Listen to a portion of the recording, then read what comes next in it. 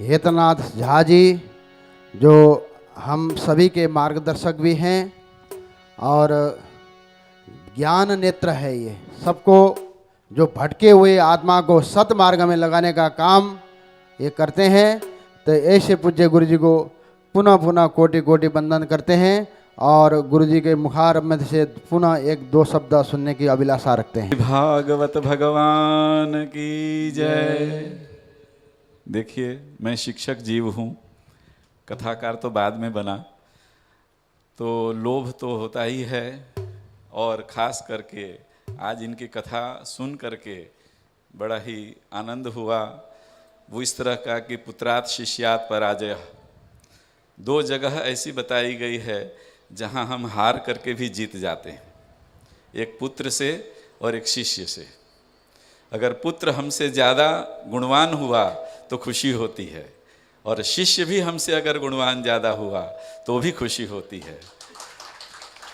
तो आज इनकी कथा सुनकर वो मुझे आनंद मिला है, इसलिए मैं बहुत ही अपना आनंद व्यक्त करता हूँ।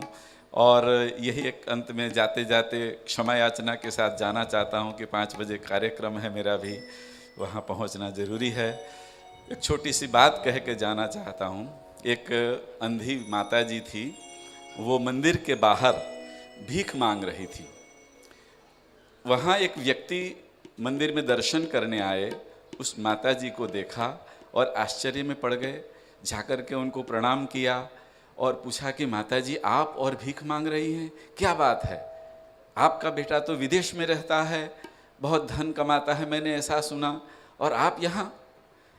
माता जी ने कहा, बेटा आप सच कह रहे हो। 4 महीने से तो मैं बेटे का दिया हुआ ही खा रही थी। कुछ धन रख के गया था तो वो चला 4 महीना। उसके बाद में एक चिट्ठी आई जो कुछ रंग बिरंगी थी। मुझे ऐसा अंदर में महसूस हुआ कि शायद इस चिट्ठी में वह कुछ विपत्ति में आ गया हो और पैसा न भेज सका हो, इसका कुछ कारण लिखा होगा। तो मैंने यह सोचकर किसी पड़ोसी को भी नहीं बताया कि वो पड़ोसी भी मेरे दुख का कारण जान जाएगा।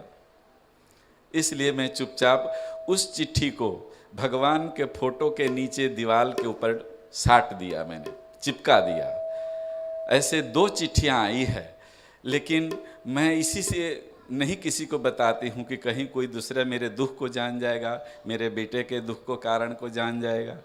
इसीलिए चुपचाप यहाँ भगवान के दरबार में सोचती हूँ जो मिल जाएगा उसी से जीवन चल जाएगा। उस महाराज ने कहा कि माता जी ज़रा आप मुझे घर ले चलिए, मैं देखूँ तो सही वो चिट्ठी कौन सी है। मैं आपकी इस बात को किसी को नहीं बताऊँगा। विश्वास दिलाया तो माता जी ले गई घर पर। वहाँ जाकर के देखा उस चिपकाई हुई चिट्ठी को कि वह मतलब भेजा हुआ कुछ एक चेक होता है, सो चेक था वहाँ पर, जो उनको खाते में जमा करके निकलवाना था। और उसको वो रंग बिरंगी चिट्ठी समझ ली कि कोई पड़ोसी पढ़ लेगा कि मेरे दुख का कारण, ऐसा समझ के भगवान के फोटो के नीचे चिपका दिया था। अभी 3 महीने की वैलिडिटी थी उसकी, वह भी समय बाकी था। वो महाशय माता जी को बैंक में ले गए, खाता में जमा किया, वहाँ से पैसा निकलवा करके दिया। तब माता जी को ज्ञान हुआ कि यह जिसको मैं चिट्ठी समझ रही थी वो तो चेक था। तो कहने का मतलब गुरु जी ये कह रहे थे हमको ये सुना करके कि हमारे घर में भी अच्छी अच्छी भागवत की पुस्तकें हैं, गीता की पुस्तकें हैं, रामायण की पुस्तकें हैं, धर्म की पुस्तकें हैं, भजन की पुस्तकें हैं। तो उन सब को हम रोज़ प्रणाम करते हैं। हो सकता है कि दिया बाती भी दिखा देते हों, लेकिन खोल के पढ़ने का समय कम मिलता है। वो सारी पुस्तकें वो चेक है हमारे लिए, जो हम दीवार पे न चिपका के किसी घर के कोने में रख करके उसको दिया बाती दिखाते रहते हैं। तो आज जब यहाँ आप आए हैं तो यह जो डुबकी लगा करके ज्ञान गंगा में आपको जो ज्ञान गंगा बहा रहे हैं, कथा के प्रवाह को बहा रहे हैं, उसमें आप स्नान कर रहे हैं ज्ञान गंगा में, और उससे ज्ञान प्राप्त करके उस जीवन में जब उसको उतारते हैं तब वह ज्ञान सही जगह उपयुक्त होता है। इसलिए इस ज्ञान को प्राप्त कर रहे हैं आप लोग, उसको जीवन में भी थोड़ा थोड़ा उतारने की कोशिश कीजिए।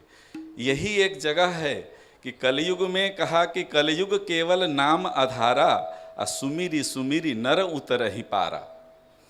कलयुग में भगवान का नाम ही एक केवल ऐसा आधार बताया है जिसके द्वारा हम इस भव सागर को पार कर सकते हैं। तो वो भव सागर पार करने का यहाँ तरीका है। और भागवत की कथा के लिए तो ऐसा कहा गया है कि भागवत के अंत में व्यास जी सुनाएंगे शायद आपको कि सुखदेव जी ने पूछा है परीक्षित को कि परीक्षित, क्या अब तुम्हें जीने की इच्छा है, जीना चाहते हो? तो परीक्षित ने कहा, नहीं नहीं गुरुदेव, अब आपके ज्ञान गंगा के अमृत का पान करने के बाद ऐसी तृप्ति हो गई है कि अब भय से तो मैं निर्भय हो गया हूं। अब मैं मृत्यु का स्वागत करने के लिए तैयार हूं। अब मृत्यु से कोई भय नहीं है। तो मृत्यु का भय उसे ही लगना चाहिए जो बुरा काम करे, पाप करे, गलत काम करे। अगर गलत काम हम नहीं करते हैं और भगवान की भक्ति करते हैं तो फिर भय कैसा? तो निर्भयता सबसे पहली भक्ति का वरदान है और भक्ति की दासी है मुक्ति। जब भक्ति में आप लीन होते हो तो मुक्ति की चिंता न करें, वो तो अपने आप आ जाएगी। बोलिए कृष्ण कन्हैया लाल की।